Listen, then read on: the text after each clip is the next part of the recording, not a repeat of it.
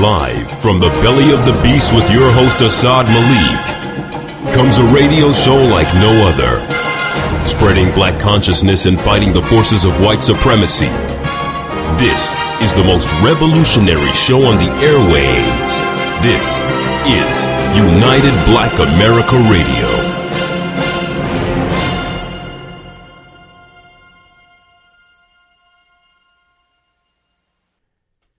Peace, family. Welcome to United Black America Radio. I am Asad Malik, your host. I'm joined today by two guest panelists. We're going to do a special edition of United Black America Radio where we debate the issue of culturism versus racism. My two panelists today are AJ Woodson. He is the editor-in-chief of Black Westchester magazine. It's news with a black point of view. He's also a producer and the on-air host of the People Before Politics radio show. In addition to that, he's a writer, author, father, and social media guru who has appeared in The Source, Vibe, Blaze, Village Voice, and Amsterdam News. I'm also joined by Scott Hampton. Scott Hampton is the author of the new book, Culturism: Why African Americans Must Stop Blaming Racism for Their Problems and Start Taking Full Responsibility. Let's get into today's show. Gentlemen, good morning. Good morning. Good morning. Scott, I would like to start with you. The recent cases of both black deaths at the hands of white officers and the subsequent failure of the system to bring indictments or convictions against the police perpetrators, that started a national dialogue as well as an internal dialogue with the black community.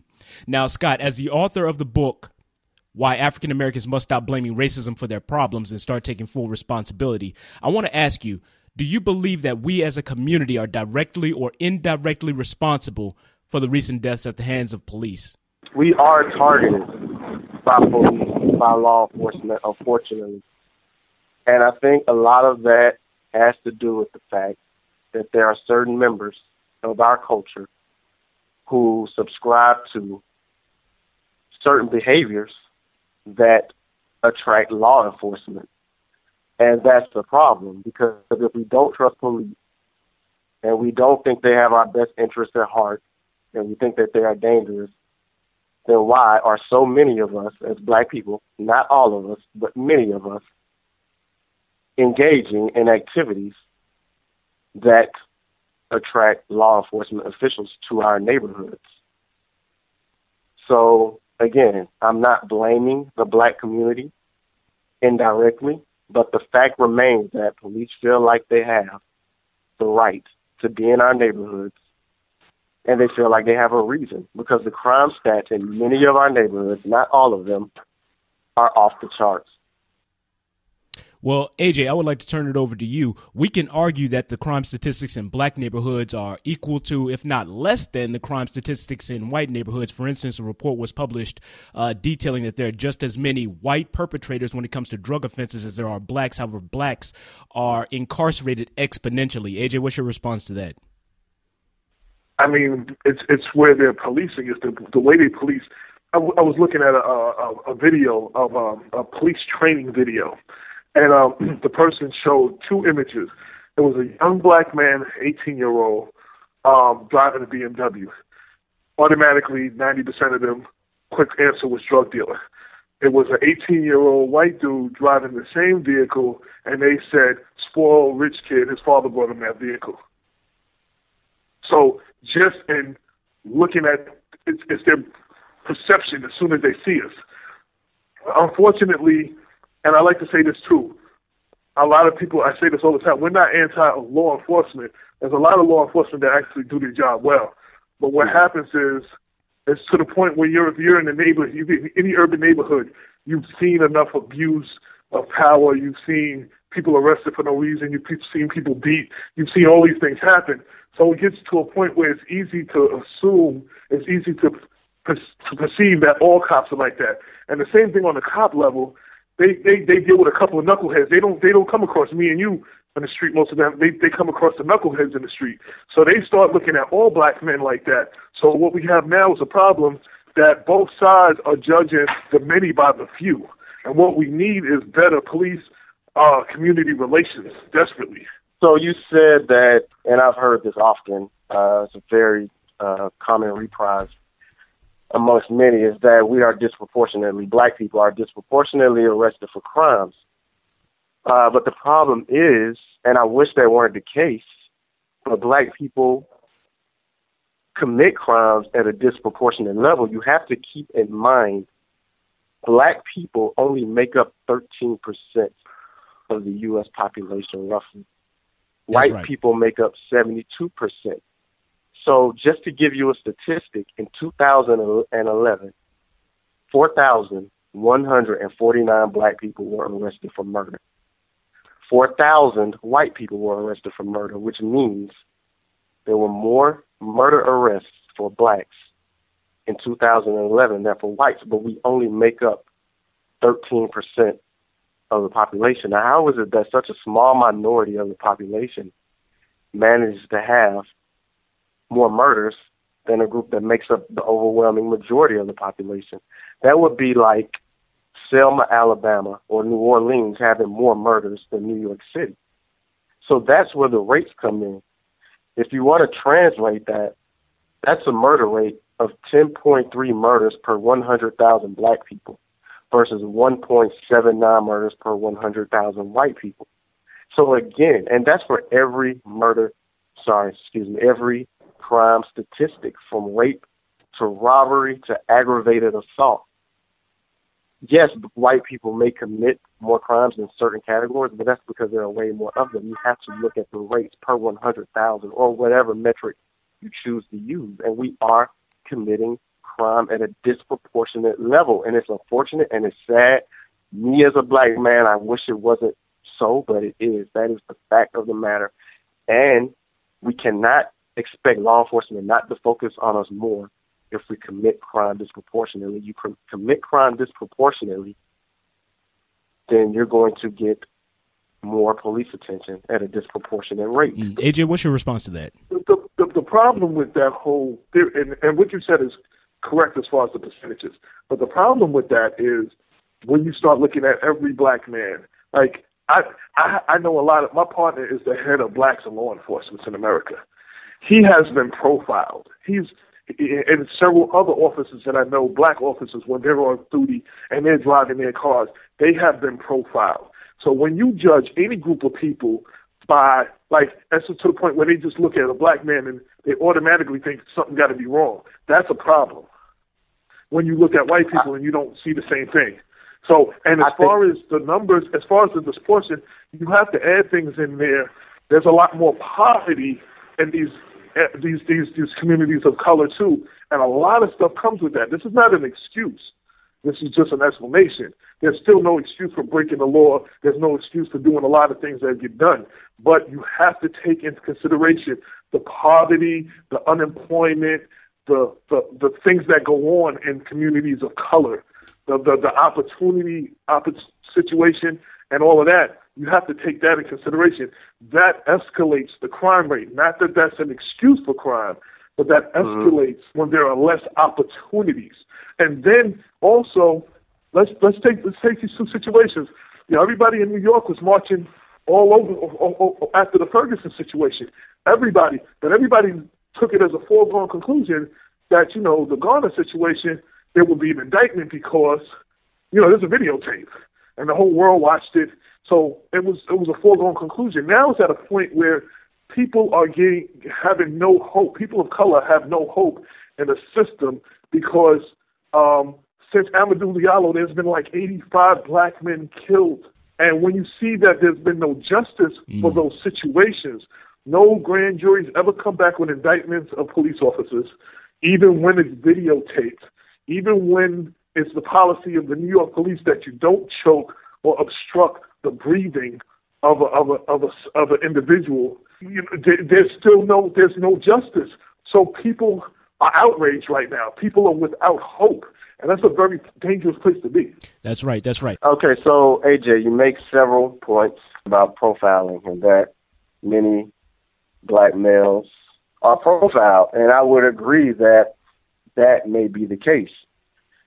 But you have to understand that, again, that is an unfortunate side effect of, again, the disproportionate rates of crime in our community. And a consequence of that is going to be I'm not saying, well, it's a tool that police use. If you go into a white neighborhood where methamphetamine use is prevalent, I can guarantee you police enforcement officials will be profiling white men who maybe look a certain way or dress a certain way or who drive pickup trucks. That's the way it is. You can be offended as a white man, then that's what happens, but I can guarantee you it's a tool.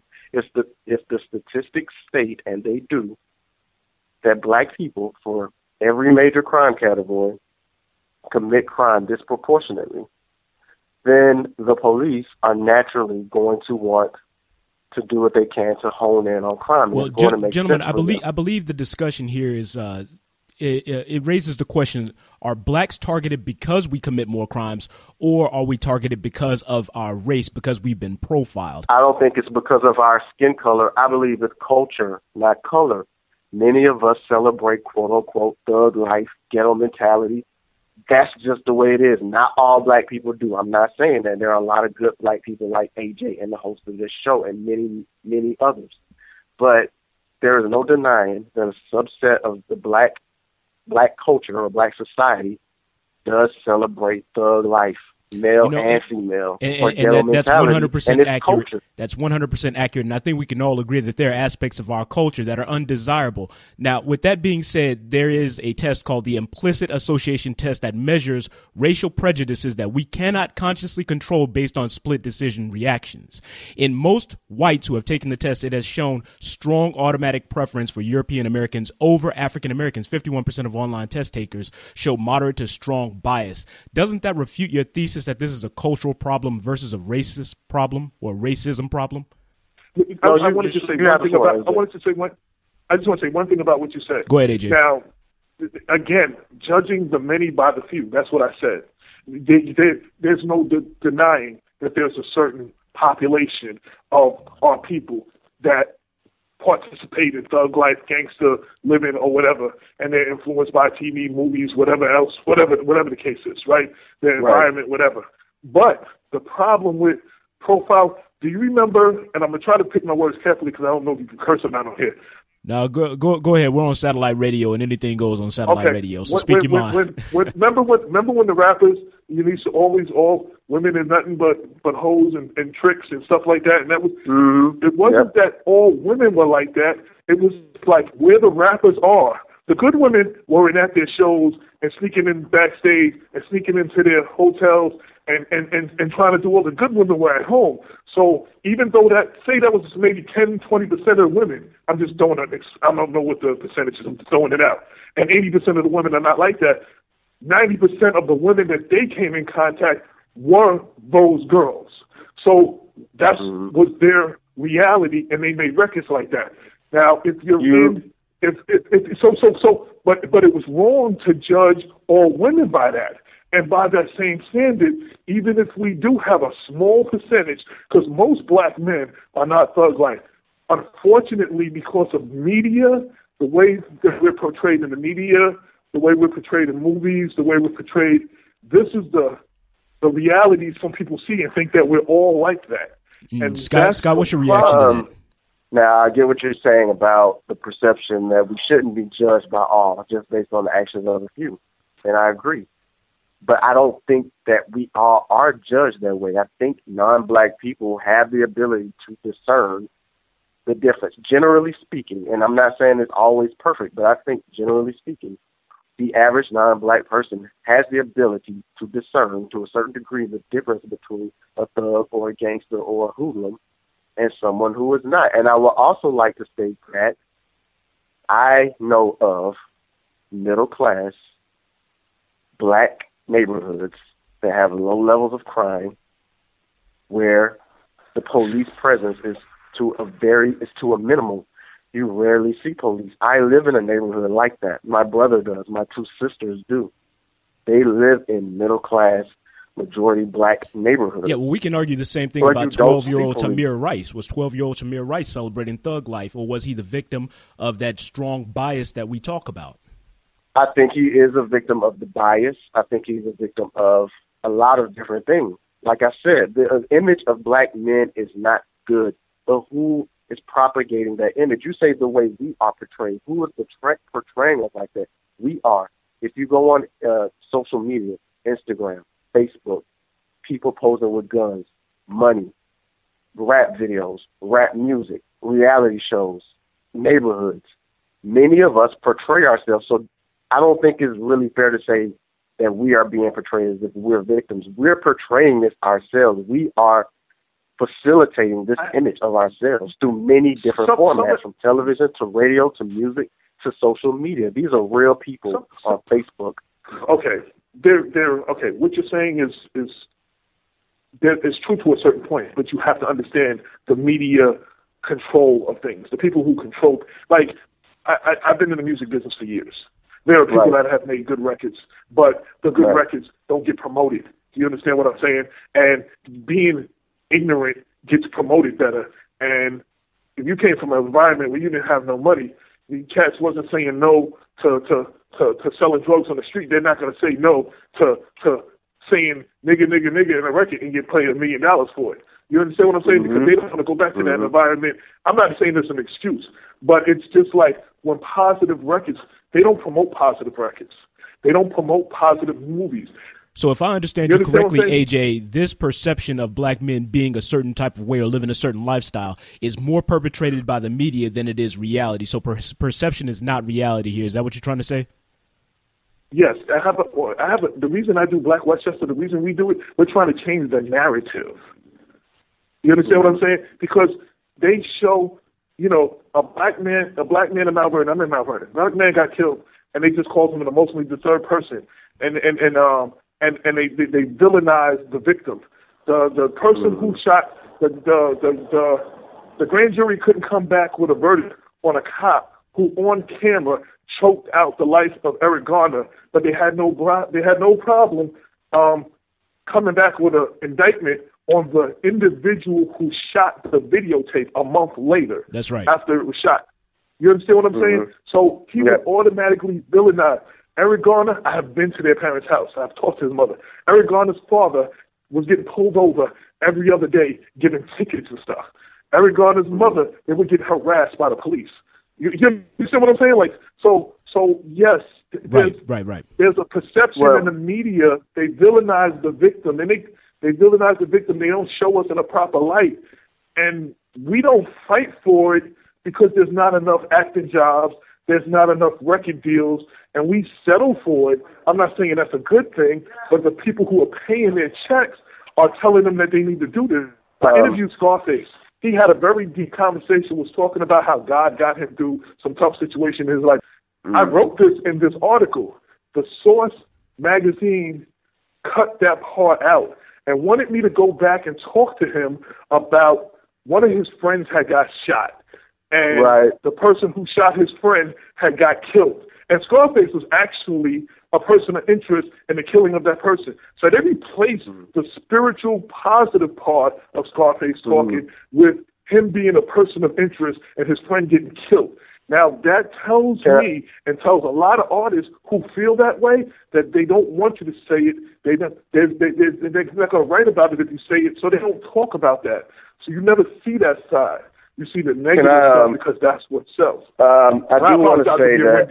Yeah. Oh, no, you're good. I think you made a lot of good points, and I agree to a certain extent to a lot of them. But I do want to say, and you made the point yourself, these conglomerates, these media sources, whether they be internet, television, radio, what have you, magazines, they're businesses. They only care about the bottom line. They want to make money at the end of the day, and they're going to put out a product that is going to sell. I go with the blacks in law enforcement and others. We speak to kids. We used to have a program that used to teach kids how to act when stopped by the police. This is actually something that saved my life because Street Soldiers on Hot 97 had a program like that, and I got pulled over shortly after, and I knew to keep my hands at a certain level. Cops don't know the first 30 seconds if you're a threat. You have to let them know you're not a threat. We had to change the title to that, to how to act when stopped by the police, to how to survive a police confrontation.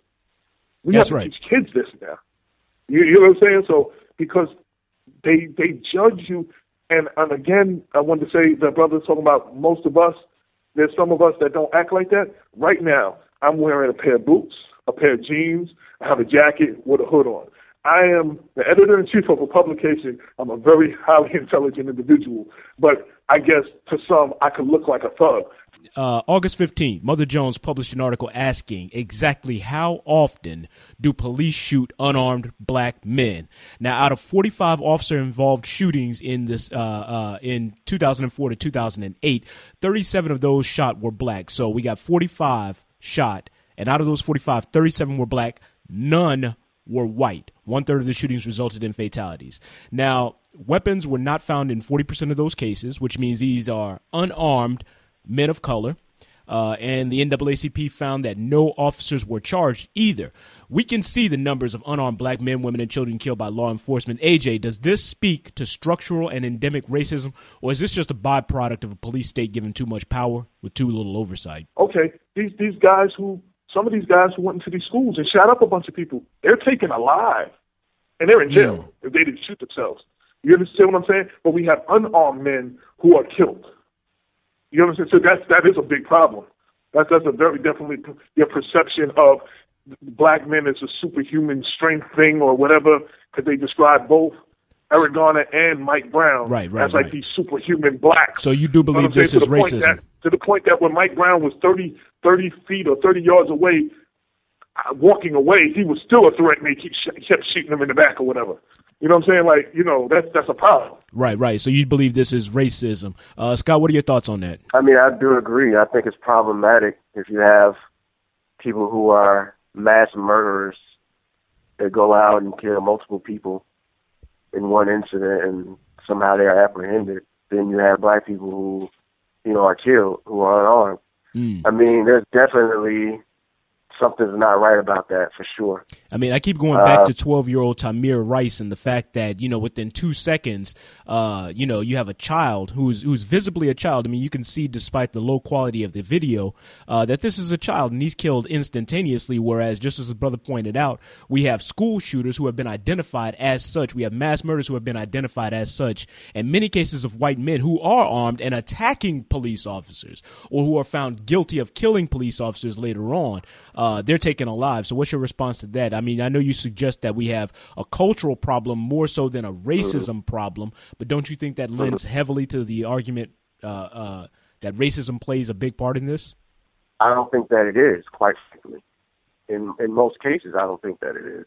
I do think that there is a disdain and a dislike for black men and black people, and not all black men and not all black people. Like I said, I think non-blacks have the ability to discern. AJ, you trying to jump in there?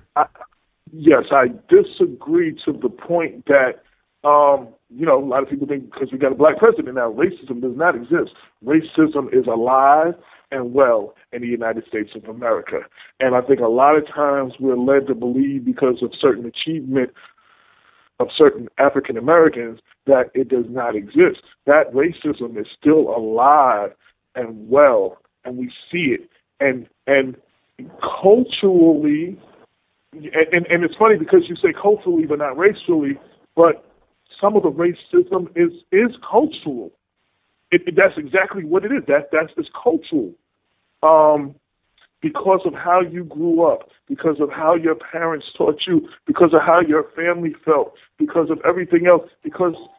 Now let me be honest. There are white people who their only interaction with black person. Maybe the woman had her pocketbook stolen by a black person. Maybe she knows other people who have had crimes committed against them against black persons. They really don't have day-to-day interactions. And then you see nothing but paraded all over the news, all of these crimes committed by black people, and then if you happen to flip through a music channel or something, you see a Lil Wayne video or something, and negative images of whoever the rapper is, not to just call him out, you know what I'm saying? And you see, this becomes your perception. And to the point that in Japan, there is a thing called beatstyling now, and they are emulating what they think black culture is, and it's hip-hop, it's Nicki Minaj, and all of the rappers that are out now, the gold teeth, the pants down with their underwear showing, sagging and all that. They think that they are emulating and paying respect to black culture, and that's what because they're in Japan, they probably don't come across a lot of black people. But why are they emulating that? Where did that come from? I'm sorry. Because they like what they see. Who knows? It's not white people. White people aren't creating that. We are the ones who are perpetuating these images. Black people. White people aren't doing it. It's us. It's not the media. It's black people. Let's take back power. Let's stop saying that white people have all this power to determine who we are and who our image is. No, we control that. Now, while I will agree with that in part, we also know that 70% of hip-hop is controlled by 3 white Jewish men. So the centers of distribution, the centers of production, and the money behind the music is white-dominated. Now, they're going to put out what's going to sell. They're going to put out what's going to sell. No, only that's going to sell. They're not going to put out music that's not going to sell. No. Okay, let me go back to you. And to quote KRS, KRS put out one of his best albums. And the album before he put that out struggled to go gold. And Too Short, album before that, sold 5 to 7 million copies. So when KRS put out his next album, which was one of his best albums, which had the most hits, which, got ridiculous airplay and video play, they had already made up their mind that they put 90% of promotion budget behind a Too Short album, and whatever's left they put into the KRS album. That's KRS right. was talking a lot of positivity. Too Short, who I personally know, who is cool, but he was talking about pimping and all kinds of stuff that was nothing productive to our society or anything like that. But they pushed that record. And some things would sell. If I lock you in a room and I play some music over and over, and that's all you hear for 24 hours, whether you like that song or not, you're going to come out that place singing that song.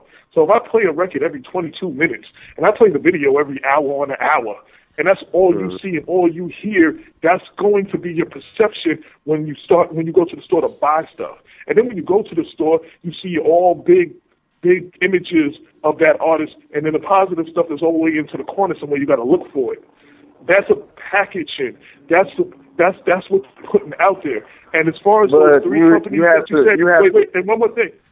The 3 companies that own the record companies, they also own movie companies, and a lot of some of these companies also own the television companies, and some of them own news too. So they actually control everything you see and hear. And there's a reason why radio programmers are called radio programmers, because they program the minds of our individuals.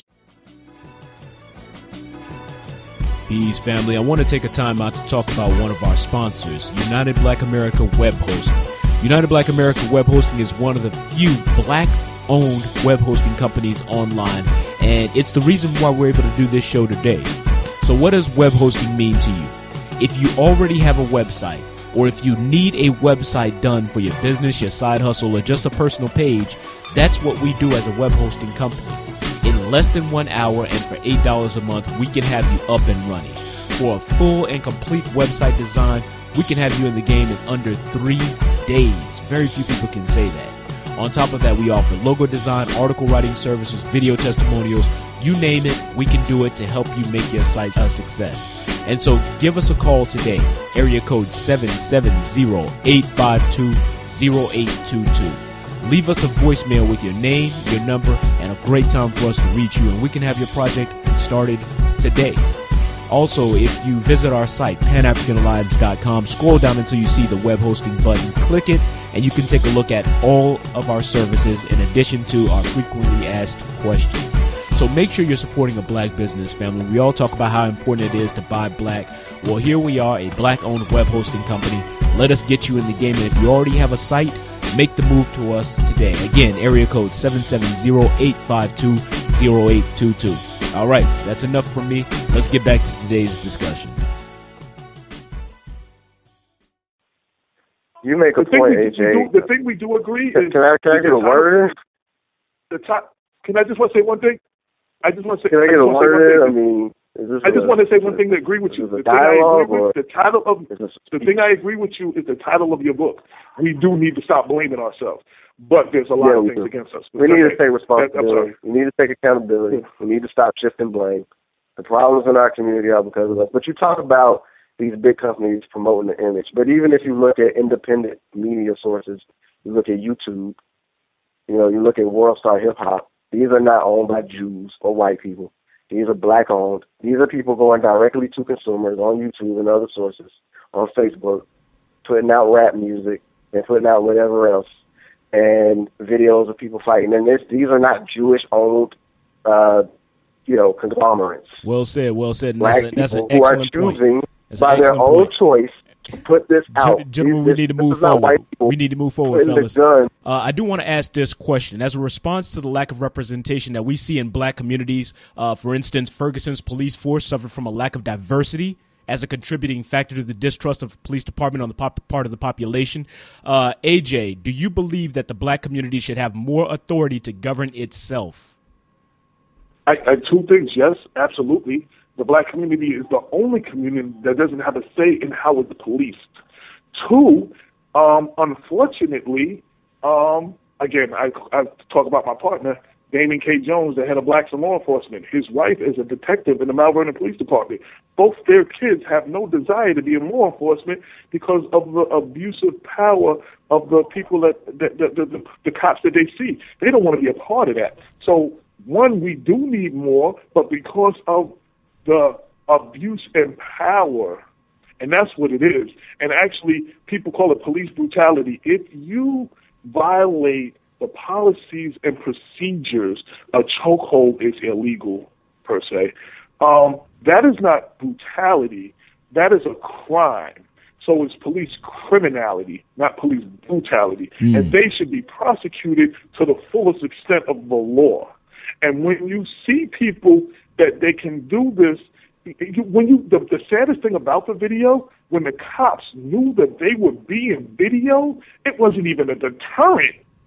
Like, your videoing didn't even bother them. So when de Blasio or Branton was talking about putting body cams, okay, so we'll have more angles. That's not even a deterrent. They didn't even fear prosecution because they very really get prosecuted. They saw the camera. They were talking to the camera dude. They didn't even try to take it from him or stop him. That's right. They didn't care. That's right. That's the sad thing about it. So with more authority to govern ourselves, you believe we can make a more positive impact. Scott, what are your thoughts on that?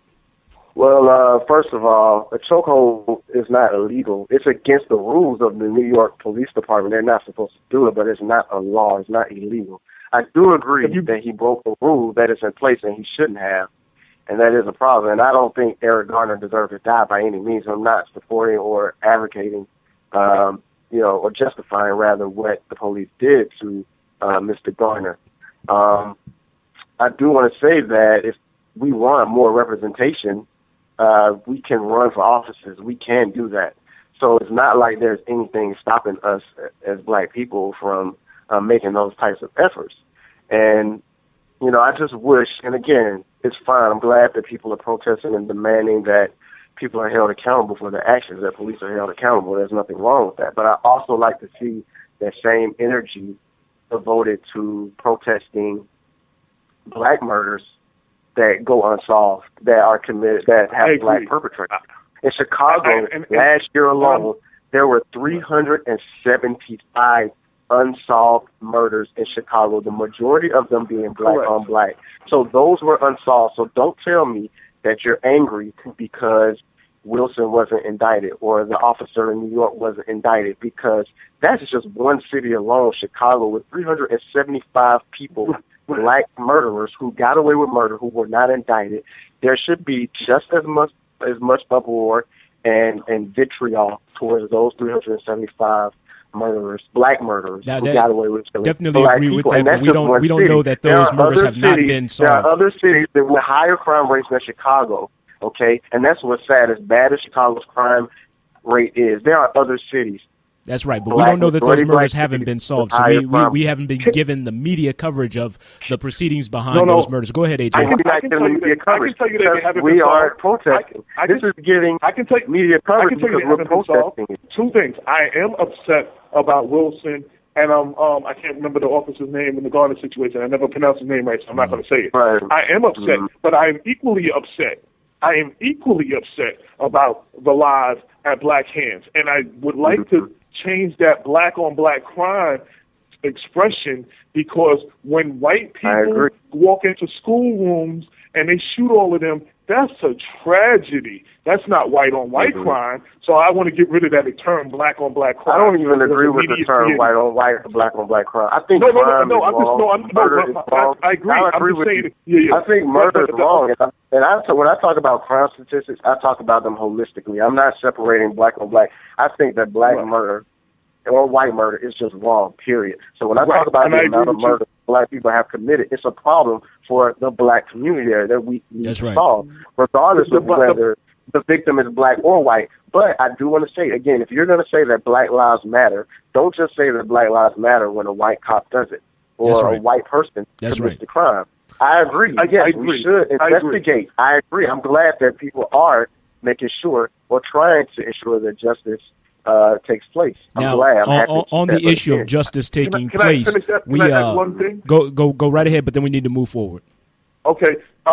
The thing about that, the reason Black lives do matter, that expression is a powerful expression. But the real and people are going to get upset with me. The problem is Black lives do not matter, and not only to the police. Black lives don't matter to other young black people. Black lives are not valued.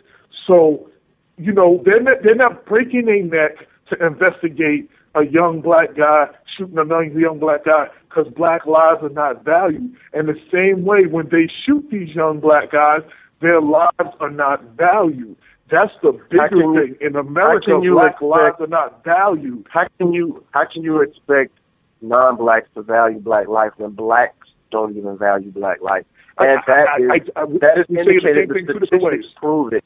Black people, not all black people, but many black people don't value black life, and the world sees that. People are not stupid. People see these astronomical We're saying the same thing two different ways. So how can you expect, when we murder, I know people that have gotten murdered over arguments over cigarette lighters, shoes, mean mugs. Black people kill each other for the most inconsequential of reasons, which is just further proof that black people don't value black lives, but we expect others to value black lives. That's what I said. We have to value black lives first. That's 100%. I think we can all be in agreement with that, and that's one of many criticisms that come from us from within the black community. And one of the other criticisms is that the black community needs leadership. We hear complaints that there are no Malcolm X's or Stokely Carmichaels that have come onto the national scene to lead us in these incidents. Now, Scott, Al Sharpton has been one of the most prominent figures speaking out on behalf of the victims' families, and he's largely considered a representative of our community. Now, does Al Sharpton speak for you, and this is actually to both of you gentlemen, or do you think we need a change of command in black leadership? Do we even need black leadership in this day and age? I don't think that Al Sharpton speaks for black people. I don't think it's what he's doing, the things that he's doing are in the best interest of black people, because I don't think that he's tackling the most paramount problems. And I think the most paramount problems facing black people are internal. Again, I think the issue is crime and the rate of STDs and the high school dropout rates and certain aspects of our culture. He never addresses those. He only addresses these isolated incidents. I'm not condoning the incidences, but they are isolated compared to the internal strife that we deal with, that we inflict upon ourselves. He never, ever addresses those issues. So to me, I call that into question. To me, that's a problem. And you ask, do we need leaders today? I think that first and foremost, black people need to lead themselves.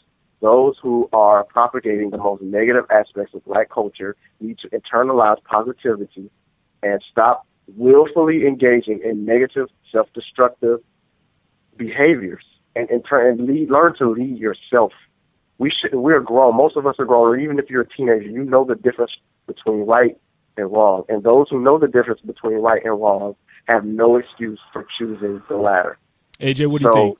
We need to learn how to lead ourselves and be responsible human beings. I agree partially. Two things, and I'm going to make these brief as possible. The Bible tells us that we are sinners by nature. And the reason I tell you that, you don't have to teach a kid to be good. You have to teach, be bad. He does that on his own. You have to teach the kid to be good.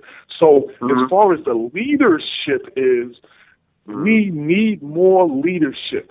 If the kids are out of control, it's not the kids failing us, it's us failing the kids because we have to teach them. If no one's teaching them, they're learning whatever they're learning on their own and hit or miss or whatever they do. If there's no one teaching them. So we need leaders. We need black. Well, let me answer the questions. First, going back to Al Sharpton, I'll get back to that. Al Sharpton doesn't speak for me. Al Sharpton doesn't speak for all black people. Al Sharpton now, let me just say this first. Al Sharpton, I wrote for the Amsterdam and some Daily Challenge and some black papers. Al Sharpton has done a lot of great things in the past for black people. Let me first say that. I don't think he's very effective right now and very respected right now by either white or black people. So I don't think he's an effective leader. When he represents these families, these victims' families, yes, he gets publicity and stuff, and he brings attention to them. He pays for their funerals and stuff and everything, but he gets a big chunk of the lawsuit when it comes out.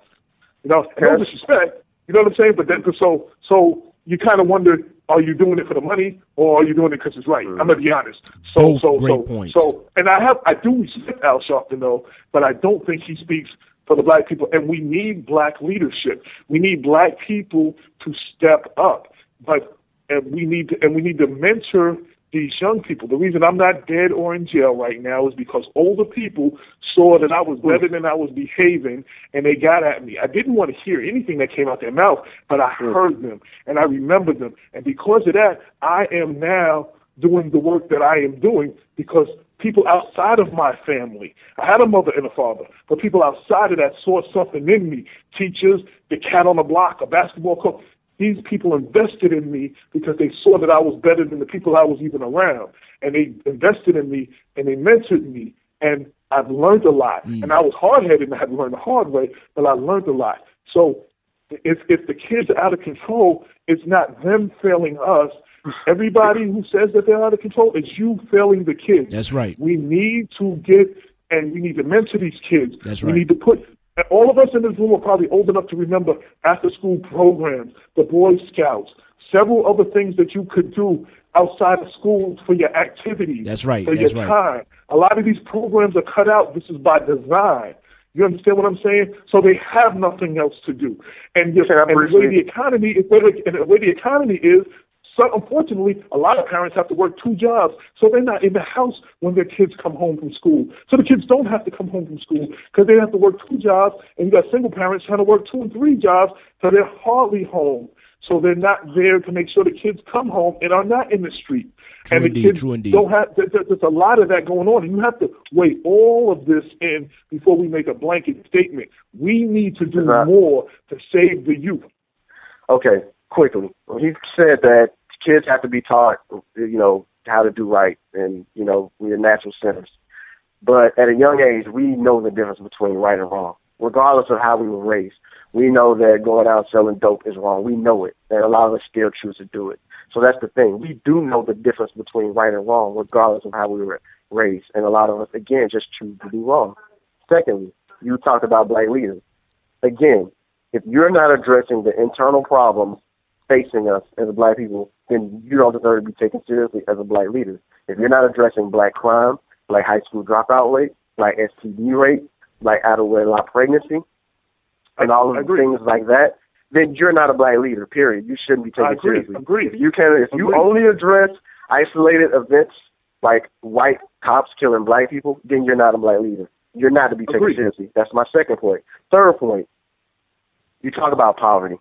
You said that a few times, and you alluded to the fact that poverty is one of the problems leading to the issues we have. You do realize that there are people in third world countries who are many, many, many times more poor than the average black person in the ghetto in America, who are able to live productively, go to college, become doctors, lawyers, engineers, what have you. And they are many, many times more poor than the average black person. So, and also there were poor black people after slavery up until the 1950s who were poor, extremely poor, destitute, they did not exhibit the same behavioral traits of modern black people. And they dealt with real racism, real poverty.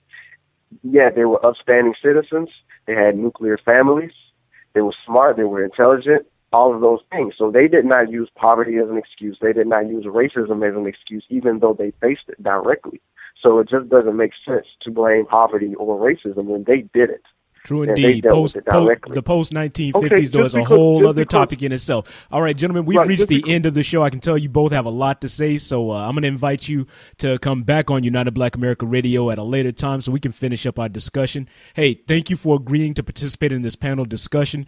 Before we take off, AJ, Editor-in-Chief of Black Westchester Magazine, tell our listeners how they can get in touch with you. BlackWestchester.com. Is the website, the Facebook page, Black Westchester Magazine. You just Google Black Westchester or Black Westchester Magazine, you can find it. We try to cover the news from a black perspective because a lot of our news does not get covered from our perspective. True indeed. A lot of news, we try to change the narrative of how we are represented in the press. True indeed. And we do the same thing on our radio show, People Before Politics. True indeed. BlackWestchester.com. Scott Hampton, author of the book Culturism. How can our listeners get in touch with you? You can email me, scotthampton00@gmail.com.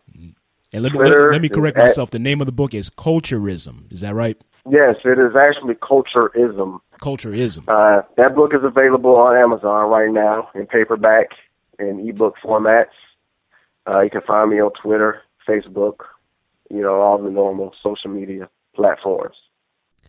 All right. Thank you again, family. I know I'm going to have listeners who are going to be screaming at their iPod or screaming at their radio while they listen to this panel discussion, and that's all good. Remember, we don't have to be uniform in our opinion to be unified in our intention. For those of you who are listening, the best way that you can support our guests today, visit their websites, purchase their material, check them out for yourself, and do the knowledge. And the best way that you can support this show is to leave us a 5-star rating in iTunes. Just go to iTunes, look up United Black America Radio, and you'll find us there. Otherwise, go to the show notes at panafricanalliance.com, find this show, and I'll include instructions on how to leave us a 5-star rating there. All right, family, until next time, peace.